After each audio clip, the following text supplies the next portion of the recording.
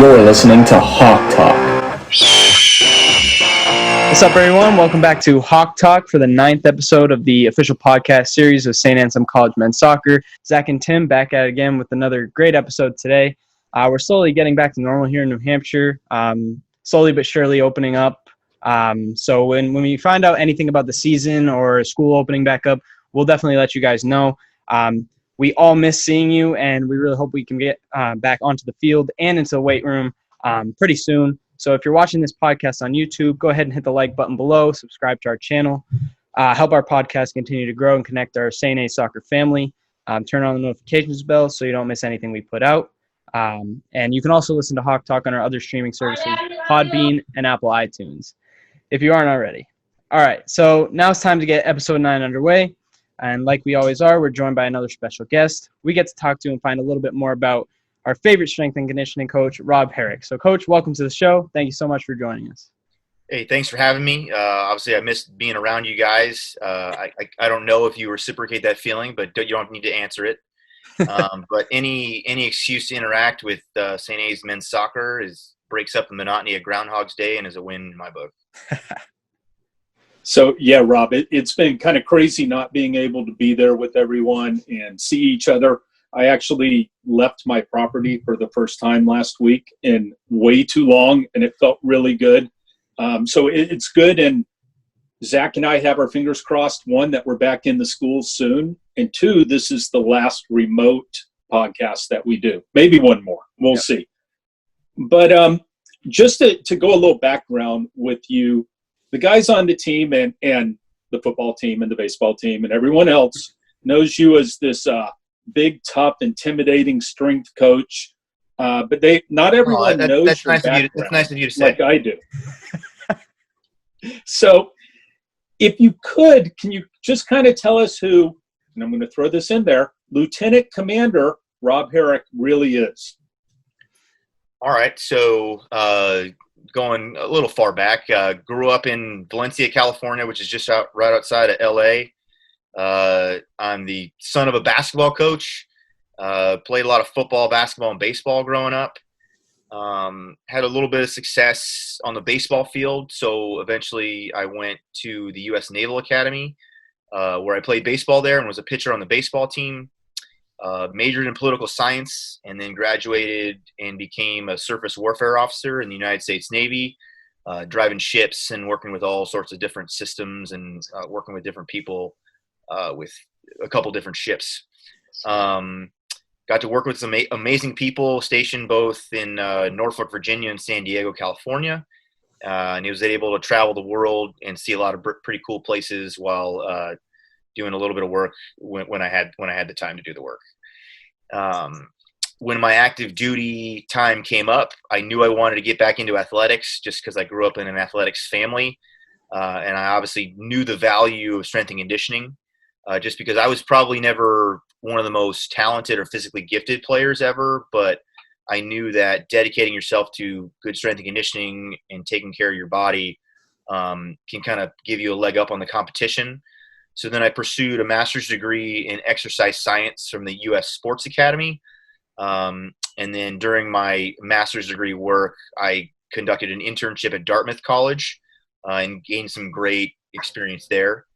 After I got my master's degree and got some certifications, I worked in a private facility for a bit, knowing full well that I really wanted to get into the college ranks or pro if I could. Just because I felt like that's where my value was best provided. So after that time in the private sector, I actually connected with St. A's football for a season through the mayor of Manchester, John Trisciani, also our D-line coach. He got me in with the football program. I worked with them for a season, and then I was able to I got a job with the Cincinnati Reds, working with their minor league affiliates for a couple seasons. And that was a great experience too. And then when St. A's opened the head strength and conditioning coach's job, it just fit for what we wanted to do with family planning. And professionally, it was also just a great opportunity for me to kind of establish something from the bottom and build it into something that I envisioned could be successful. And so far, it's just been a really, really positive experience for me. Wow. So that I didn't know any of that stuff. Our families know each other pretty well, so to hear all that, I'm pretty impressed. I didn't know that before. But more specifically, you talked about fitting well. This job at St. A's fitting well with like your family plans and stuff like that. What has been like the best part so far being St. Anselm's strength and conditioning coach? I mean, you kind of always, you get into coaching, in my opinion, for relationships and trying to provide help to guide people, on their way. Um, people generally don't get into this business to be making, a lot of money. Sometimes it works out that way, but if that's what you got into it for, then I'd say you got into the wrong business, because it's going to be a grind until you get to that level. And very few people get to that level. So you need to be able to you need to love the work. You need to love helping people, and you need to just kind of embrace the grind and love to compete. And I think that's where it fits for me. That I enjoy helping people compete. Obviously my time in the sun is over, but helping you guys win kind of keeps me in there a little bit. So that's kind of what, when you guys are winning, in a way, I feel like I'm winning too. So I think it's a good feeling for everybody. Awesome. So Rob, first off, I just have to say, and I've said it to you before, but thank you so much for your service. Part of what you've done and what I've learned in my tenure working with you is everyone thinks you take the guys and they lift things up and put them down. And that's the extent of a strength and conditioning coach. But it's really a lot more, even to the point that you're helping create nutrition plans, injury prevention, injury recovery, everything around that. But really, how do you train a soccer player? I mean, I can imagine a football player, okay, get big, get strong, but what is it that you do different for soccer players? So, I mean, soccer is an incredibly diverse sport. It just has varying needs. If you just break down the positions, like a lot of people are doing very, very different things. Like every position essentially needs baseline abilities, but like when you start getting to more specific, it's different. From a goalie who does minimal, if any, running during a game, to your midfielder who's moving all over the place the entire game. You really got to look at and break down the game and train to that. And I kind of want to jump into that a little bit. If you look at, I've seen various studies that kind of break down, and hey, people think like you said, all we do is pick things up and put them down. The good strength coach is reading literature and trying to keep up with, up-to-date training methods. And I'm not saying everything that we're doing is state of the art, because sometimes people try to reinvent the wheel, and you just got to get back to basics. But you really need to understand the studies and kind of what's going on. On average, various studies say like a soccer player is walking about 50% of the time, jogging about 35% of the time, and then sprinting somewhere between 10 to 15% of the time. And then, I know the math isn't going to completely line up, and then you're going to be standing without, any movement for somewhere between 2 to 5% of the time, on average. So you need to train to those numbers. So like the days of you telling your guys, like, go do a 5-mile run, but you're doing it slowly, you're not doing that. Like that's not the game, and that's not how we need to train. During the off season, we're going to do a little more endurance-based training, because we want to establish that base in order to allow your body to be able to recover once the season goes on. We need to get aerobic a little bit so that you can maintain that and recover as best you can come the season. Zach, as you saw what we were doing before all this craziness hit, we were doing a lot of tempo runs. I needed you guys to operate at a certain percentage with relatively full rest, because I wanted to get your bodies used to operating at that intensity level during that phase. Mm-hmm. And then you kind of saw a little bit of it. We moved more towards a sprint-based conditioning program with a little less recovery, because we wanted to work. That's just kind of what we wanted to train for that phase. So, you got to really make sure you get into the nuts and bolts of how the game is played, and you got to train to it. as far as the weight room's concerned, I thought we were making great progress in there this offseason. Yeah. We worked on a lot of foundational movements, got a lot of good range of motion. I thought we were able to help our injured guys kind of expedite their rehab process a little bit. And I think we just made a lot of progress there, and we were hitting everything that we needed, power, strength, speed, range of motion, and having the appropriate volume and intensity for where we needed to go. So that, in that regards, this virus thing was incredibly annoying to me, because I thought, and Coach, you and I have talked about this. Of all the teams that I had this offseason, I was very, very pleased, at the top of my list of men's soccer this year, just because I feel like everybody bought in. I feel like we were making very, very good progress, and just, I guess life just happens sometimes, and you gotta adapt and overcome. And there's really no doubt that we were seeing a difference with a lot of the guys too. And the timing was horrible, because we've really turned a corner and we've started making a lot of progress. And it would have been nice if we would have been able to continue it. I guess the only good news is Snoo didn't continue it. Franklin Pierce didn't continue it. It's not just us. Yeah, I mean, and I think what you're going to find now is, every one of our teams has their training program. All teams on campus have their training program. We're going to find out who loves their sport right now. It's very easy to – I won't say very easy, but it's easier for you to come in a team environment and compete and train because you got your brother next to you, banging and clanging with you. But, it's harder when, Zach, I told you guys, if you don't have equipment, you got to get creative. You got to pull on the beams of your basement to do some pull-ups. Yep. If you don't have anything, pick up paint cans and squat with paint cans, something like that. But or manipulate the tempo to make it hard.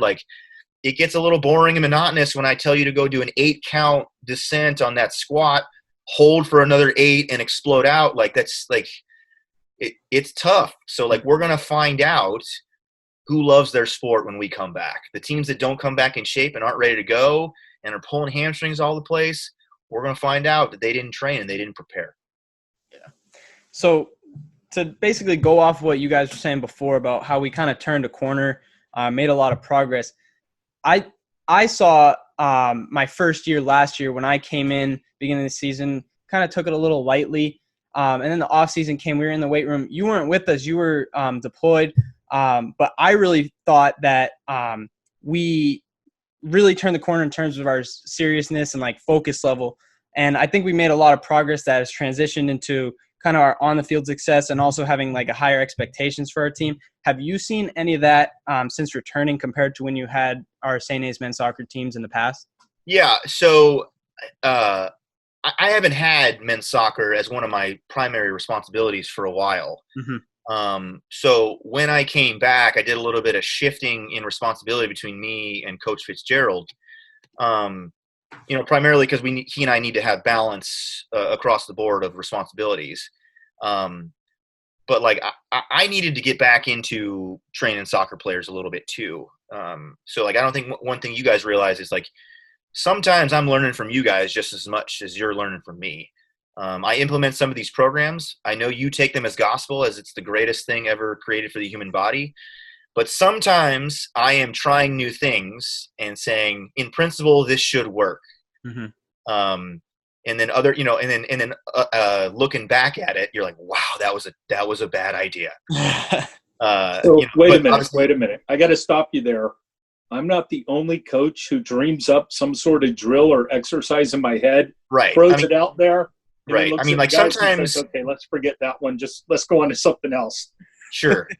So I needed to get back into soccer, and I felt like, with you guys, I think it would have been good. And I feel like it's worked out so far to get back into how to train a soccer player, because you guys are helping me become a better professional, because I'm diversifying my abilities to help athletes get better. Obviously my comfort zone is probably more in the football and basketball and baseball, just because that's what I grew up doing. Now, that's not to say I haven't read things and I don't know how to train soccer players, but I needed to get back into helping you guys, because you guys are making me a better professional, and I think we can have a mutual benefit of the relationship. But to get back to your question, yeah, I mean, I think it's been I've already kind of hit on it. It's been a great transition and a great relationship between me and you guys so far, in my opinion. We've had our bumps in the road, but I mean, like, I think guys were, it was tough when we were training, but I think guys were getting better and understanding of how to work, and that, like, there's progression to what we're doing. Like, I'm not just bringing you on the court and burying you for an hour. Sometimes I am doing that, but we need to make progression. Like, there's a goal in mind. It's not just, okay, if I get 3 people to vomit, then it's a productive day. So, like, I'm smarter than I look. Yeah, I definitely agree with that. And I know all the guys were asking me about having you on the show specifically. It's because we really miss being in there with you, getting big in the weight room. We're definitely looking forward to whenever we can return. And I know we had a lot of new faces this year. I think we had like 8 new guys on the team. In your perspective, how's it been getting to know us personally? I mean, I've had a good time. I've had a very, very good time with it. Teaching the guys how to work sometimes can be a challenge. Mm-hmm. And I think some of your teammates, and you can agree, struggled with it a little more than others did. But they're still part of the process, and we still need to get them up to speed because we're going to need them, regardless of their grade. If it's a freshman whose head is on a swivel from day one, or head is spinning because they don't know what's going on, it is our job to get him ready to go, because, with you coming into your senior year, I think you want to leave the soccer program in a better place than when you came in. Yeah. So, like, if you can teach that freshman how to work and how to get him to trust the process, in addition to aiding your own performance, then, man, you've done way more than we could have ever wanted you to do. So, like, I think overall it's been a pretty great experience, and I think we've laid some good foundation for how we need to progress going forward. So one of the other things about you being the strength coach, and this was newer for us, partially because you were deployed, but is turning around on the sidelines after coming back and beating Assumption 3-2 and seeing a hooded figure that was a rather large, kind of hulking looking figure with a big grin on his face. And I just, that is something really cool. And I think that speaks to who you are as a coach and how much you care about this team, is the fact that you're out there rooting for us. And I know, because we've talked about it, you're also watching players play, and you may say, hey, I got to get Elliot another step. I got to get him a little bit faster, or I've got to get Underhill down on the ground quicker and faster with all of that. So, but let me ask you this. So as you've done that, and as we've had a little time to think about it, what do you really think these guys need from a physical standpoint to succeed next year? And then second to that, what do you think they can accomplish should they get that done? So, back to going to your games. If I could go to more games, I would. Obviously, right. There's just not enough time in the day. So, like, Coach Fitzgerald and I are kind of pulled, relatively thin. But I mean, that's the profession that we're in, and we need to be productive to every team on our campus. And I think obviously I'm biased because it's my time, but I think we do a pretty good job of finding balance.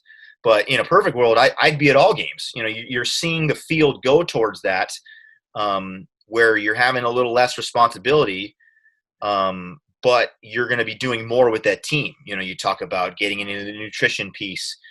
Sports science is on the rise, and that's really starting to take over sports, and for the better, in my opinion. But yeah, I need to be there as much as I can so I can see the product and see where, okay, we're good here. We're not very good here, so we need to work on it. I mean, Zach, I think and Tim, and I know Tim and I have definitely talked about this. In that game, which we won, which I was proud of the guys for winning that game, because that was a quality opponent and you were able to end the year on a positive note. Mm-hmm. I don't think we shielded the ball. I don't think we shielded the ball very well. And I thought our opponent got to the ball a little too easy for my taste. So I took that into what we did in the offseason. Like, we got to get a little bit stronger, and we got to be a little bit quicker, because that's one thing that I didn't really like that I saw. I think the guys really played hard that game, but like, I think if we controlled the ball a little better and shielded people away from it, we win that game 5-1. Just because it's a numbers game, we get more shots, we control the ball, and we win that game. Mm-hmm. So, Rob, one thing though, and you're hitting on this. Earlier, you said soccer was a little bit newer to you. You were the football and basketball and baseball player. But I do want to point out, you do have a soccer expert in the house there, correct? Oh yeah, my wife is a soccer coach at Bedford High, and trust me, I get input, sometimes when I want it, sometimes when I don't want it. But to kind of piggyback on that concept, while I have some good expertise in the home. And sometimes I piggyback off of my assistants. I think I've done a fantastic job in hiring Coach Cody Fitzgerald as my assistant, and like, he works with the women. And sometimes, and he does the same thing. We bounce ideas off each other. Like, I come in and say, "Hey, I'm thinking about doing this with X roster. What do you think of it?" He's like, "I like it here, but this is what I would change," and vice versa. I just think the more educated opinions you can get, the best decision you can make. Ultimately, you got to go with what you feel is correct, but man, you're a fool if you're not listening to other experts, whether it be in your home, which I have, or the people that you hire. All right, Coach. So I don't know if you've seen the show before, but towards the end, we like to have a little bit of fun. So we're about to do the lightning round. Lightning round.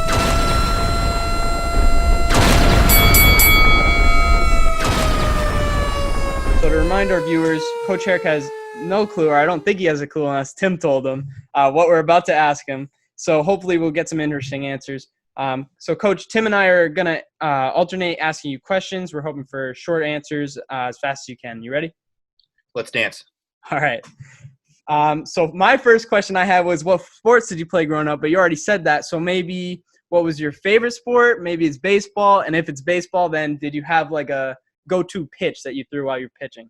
So favorite sport, ironically, was basketball. I played Really? played a lot of basketball growing up, and I don't claim to be very good at many things other than I could shoot the rock. Okay. I could do that. Don't ask me to defend. Don't ask me to go get boards. I can light it up. But I was a left-handed pitcher. And so I've always said, sometimes you don't even need to be very good. If you're left-handed, they're going to find a spot for you. And my best pitch was probably my changeup. I threw a circle change that I really was a good pitch for me.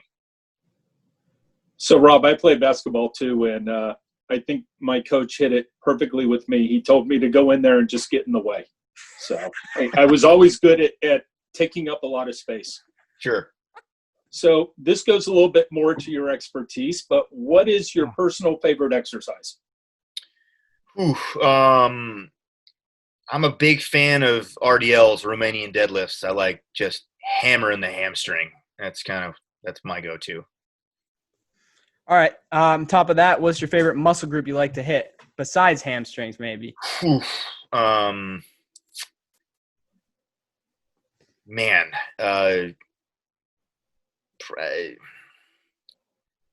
Let's go with traps. Big into traps, and you want to minimize the neck. Like you want to expand the neck so that it's just one torso instead of like no neck. You want to be all up here. So that's what we're gonna go with. Interesting. I like that. So going in the opposite direction, what do you feel is the most overrated exercise? Overrated exercise. Wow. Maybe I'll say besides just regular bicep curls. No, that's one. I'm probably gonna go with sit-ups. Just because like it's just not, and because I work in an athletic environment, it's just not really an exercise that's really transferable to the game. The games that you play. There's no rotational element. Sometimes it can be very hip flexor dominant. So like it's just the sit up is probably something that I've somewhat stricken from my program writing. What about that beach body though? Yeah, I mean, if you want to go do that, go right ahead. But like, there's other things you can do to get your core strength that I just think is more productive. Well, and really, I think all the rage now is dad bods. So, just come on over. I'll show you exactly how to get that dad bod. Yeah. All right. Next question I got for you. What is your go-to protein-packed meal? Protein-packed meal. I mean, just a quality steak is hard to overcome. I'm a big Ruth's Chris supporter. So anytime I can get into one of those, it's a bad day for my pocketbook because I'm gonna hammer it. I'm gonna hammer it pretty hard. Okay, but what cut? I'm big into ribeyes. I like ribeyes a lot. But I mean, like at a place like that, like sometimes I concede to the expert and say, "What do you got?" And they're gonna put something good in front of me. 99 times. Okay, so this is my fun question. And I think I know your answer, but I need a 2020 prediction on Army versus Navy. Yeah, I mean, Navy big over little brother. Yeah. I got to tell you, I love Coach Ken. Being a Notre Dame fan, I respect the hell out of the program that he's built up. Yeah, he's done a phenomenal job. I know a couple guys on the staff, and from everything I've gathered, I've only interacted with him a couple times. I mean, he wouldn't know me from Adam, but when you find people who seem to be legitimately good dudes, Right. and just people who legitimately care about their people, like you want to gravitate towards guys like that, and that's what I've gathered in my interaction with him. I got one more question for you. To kind of wrap this up, what is one thing our team does well and one thing we need to improve on? What do we do well? I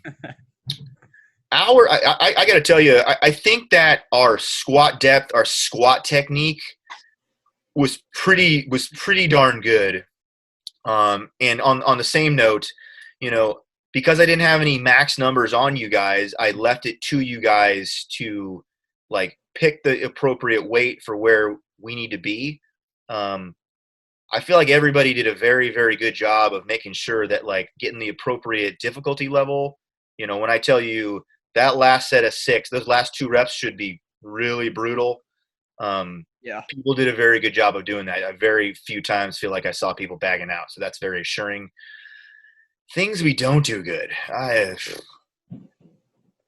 mean, you were there at the beginning. It was not positive when during the season. Like I forget who I turned to, but we struggled for the first couple weeks. Your roster and I didn't get along, and like I said, I forget who it was, but I think I just turned to somebody and said, "You guys are killing me. Like I am dying a little bit every time you guys come into this room. Yeah. So please stop it." I don't know if that was the turning point. But people just weren't showing up on time, which I have little to no patience for that if it's something non-emergent. But like I just have been saying throughout this entire interview, you guys have done a very, very good job of eating up what I'm putting in front of you, and I'm very grateful for it. Awesome. Those are great answers, Coach, and I know the boys are going to be really excited to hear this. We really appreciate you taking the time to come on and do this today. I hope you enjoyed it, and we also hope that you and your family continue to stay safe and healthy during these tough times. We'll see you soon, okay? Yeah, all right. Go Hawks. 2020 NE10 champs. You heard it here first. Love it. There you go. Love it. Robs, thanks a lot for jumping on here with us. I appreciate it. All right. Thanks for having me, guys. All right, so that's the end of today's episode. Thank you so much for tuning in, whether on Podbean, iTunes, or YouTube. I really appreciate you supporting the program. If you like what you saw, please give us a like, subscribe to the channel, leave a comment below. Any questions, ideas, interest in being on a future episode, email Tim Field, TIMFIELD at anselm.edu. You can also check out our podcast page through our other streaming services, Podbean or Apple iTunes, to listen. Lastly, go follow us on our Instagram page for breaking news and updates at St. Anselm Men's Soccer, all spelled out. We've got a lot more good podcasts coming up, but until then, please stay healthy and safe out there, and remember, protect the nest.